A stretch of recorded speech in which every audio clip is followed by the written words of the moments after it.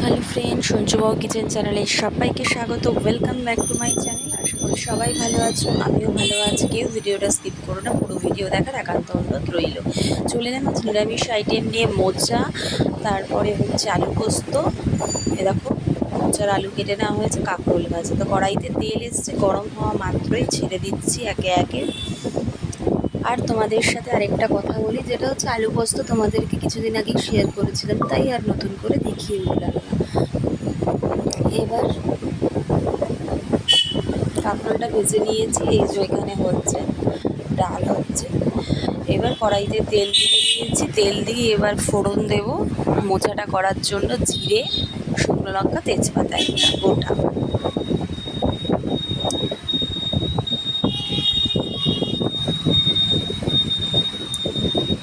এবার ভালো করে পুড়ে আসবে, তারপরে আলুটাকে ভেজে নেব। তোমাদেরকে দেখালাম ছোট ছোট করে আলু কেটে নেওয়া হয়েছে মিডিয়াম সাইজের। তো আলুটাকে ভেজে নেব মোচার জন্য। আর এটা নারকেল দিলে তো খুব ভালো হয়, এই জন্য নারকেল যেহেতু বাড়িতে ছিল না সেই মুহূর্তে, তো এই জন্য আমরা কী করেছি, আমুল দুধটাকে ইউজ করেছি। তো এই দেখো আলুটাকে ভেজে নেওয়া হচ্ছে ভালো করে, লালচে লালচে হবে একদম। তো নুন দিয়ে নিলাম, নুন দিয়ে দিলে তাড়াতাড়ি মানে মজবে আর ভাজাটাও তাড়াতাড়ি হবে। এবার পরিমাণ মতো একটু স্লাইড হলুদ দিয়ে দিলাম। এবার যে মশলাটা করেছিলাম আমরা, সেটা হচ্ছে আদা, জিরে ধনে গুঁড়ো আর টমেটো আর লঙ্কার পেস্ট। তো সেটা এবার দিয়ে কষিয়ে নেব। দেখতে থাকো বন্ধুরা। এবার দেখতে থাকো।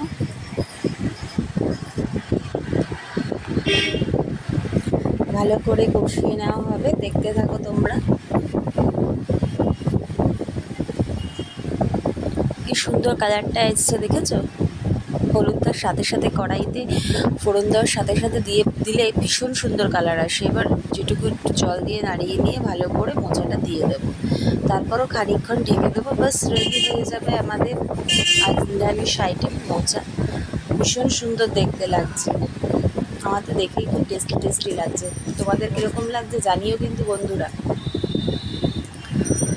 এবার কি করবো জানো তো, এবার যে মোচাটাকে সেদ্ধ করে রাখা হয়েছিল আগের দিন রাত্রে, মোচাটাকে দুপুরে ছাড়িয়ে রেখেছিলাম, তারপরে বেছে নেওয়া হয়েছে সেদ্ধ করে নিয়ে। আর সেদ্ধ করার সময় একটু হলুদ দিয়েই সেদ্ধ করবে, তাহলে আর কালো ভাবটা ধরবে না। এই যে সেদ্ধ করা হয়ে গেছে, এবার নাড়িয়ে চাড়িয়ে নেওয়া হচ্ছে। আর ছোলাটাকে দিয়ে দেওয়া হয়েছে।